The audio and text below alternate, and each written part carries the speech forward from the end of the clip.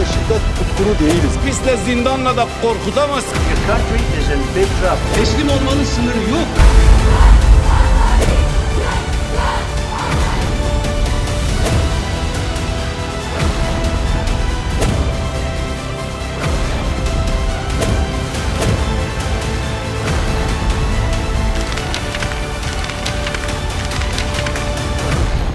In a large overnight operation, Israel has targeted several nuclear and military sites in Iran.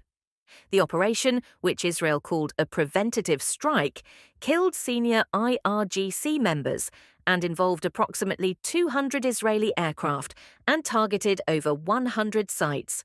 The US response to Israel's strikes on Iran shows growing internal contradictions, with Trump's warning to Tehran clashing with earlier distancing statements. Deleted posts from Republican lawmakers further highlight confusion, while Democrats urge restraint and renewed diplomacy.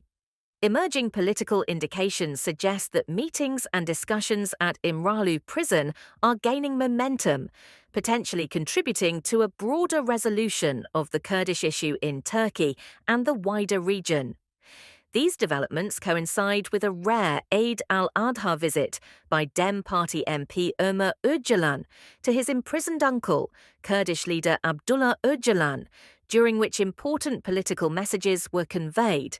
The People's Defense Forces, or HPG, denounced the Turkish military's use of banned weapons in Iraq's Medya defense zones, saying it may shift from a defensive to active response if attacks continue, despite the PKK's declared ceasefire on the 1st of March. Learn more with Medya News. In a dramatic escalation, Israel launched a large-scale aerial offensive on Iran overnight, striking over 100 military and nuclear sites in what it called a preventative strike. The operation involved around 200 Israeli aircraft, targeting cities including Tehran, Natanz, Isfahan, and Tabriz. Among the targets were uranium enrichment facilities, missile production centers, and command infrastructure. Explosions lit the night sky over Tehran, with civilian casualties reported. Iran confirmed the death of IRGC chief Hossein Salami, while international sources suggest other senior commanders and nuclear scientists were also killed, though not all deaths are officially confirmed.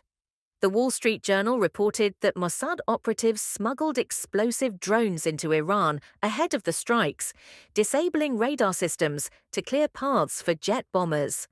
Iran's supreme leader Khamenei condemned the assault, promising a harsh, bitter, and painful retaliation. Iranian forces responded by launching around 100 Shahed drones, most of which were intercepted, according to Israeli and regional reports. This marks one of the most significant Israeli offensives in decades, dramatically raising tensions in the Middle East and sparking fears of broader conflict over Iran's nuclear ambitions. The US response to Israel's massive airstrike on Iran is increasingly marked by confusion and contradiction. Initially, the White House distanced itself, posting that the attack was carried out unilaterally by Israel and that the United States was not involved. However, hours later, Donald Trump struck a very different tone. In a Truth Social post, he warned Iran of total devastation unless it returns to negotiations, claiming Iranian hardliners suffered heavy losses and that further attacks are already planned. Meanwhile, Republican lawmakers including Mike Johnson, Jim Risch, and Lindsey Graham posted strong support for Israel's strike, only to delete their posts shortly after, adding to the growing disarray. Democrats, including Senator Jack Reed, urged restraint and a return to diplomacy, calling the escalation reckless. This latest round of messaging shows a fractured US position, with Trump's aggressive rhetoric clashing with earlier distancing efforts and fueling uncertainty about Washington's role and intentions. As tensions rise across the Middle East, the lack of clear US leadership could shape the conflict's next phase and further destabilize the region.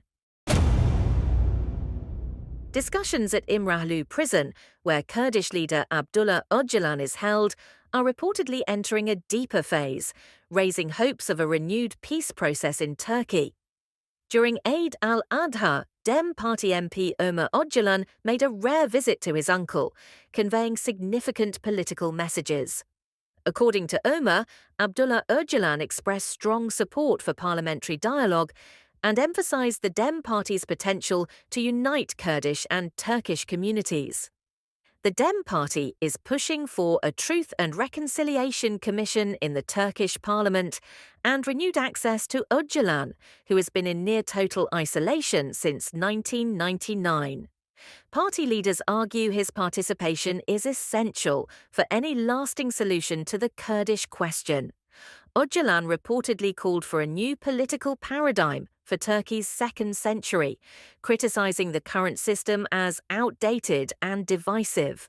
He stressed the need for inclusive dialogue with all sectors of society, positioning the Dem Party not as a Kurdish party, but as a force for broader democratic transformation. These developments mark the most substantial signs in years that political engagement at İmralı could once again play a role in efforts toward regional peace and reconciliation. Despite a unilateral ceasefire declared by the PKK on the 1st of March, Turkey's military continues its bombardment of guerrilla-held areas in northern Iraq's Medya defense zones.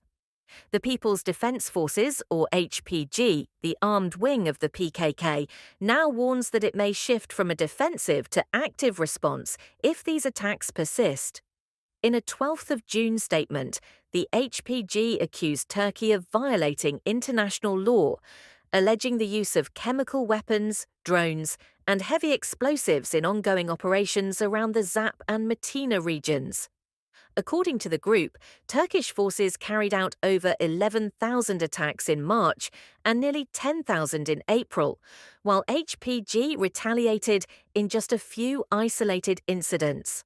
The HPG called Turkey's actions a genocidal campaign, exploiting the ceasefire to eliminate remaining Kurdish fighters. It also urged international human rights groups to condemn the use of banned weapons and support renewed peace efforts. Though the PKK officially disbanded its armed wing, it insists that any real disarmament must follow a political resolution, including legal recognition of Kurdish rights and the release of Abdullah Öcalan. With no such moves from Ankara, the risk of renewed armed conflict grows. Medya News Daily Review. Biz burada şiddet tutkunu değiliz. Biz de zindanla da korkutamazsın. Your country is in big trouble. Teslim olmanın sınırı yok.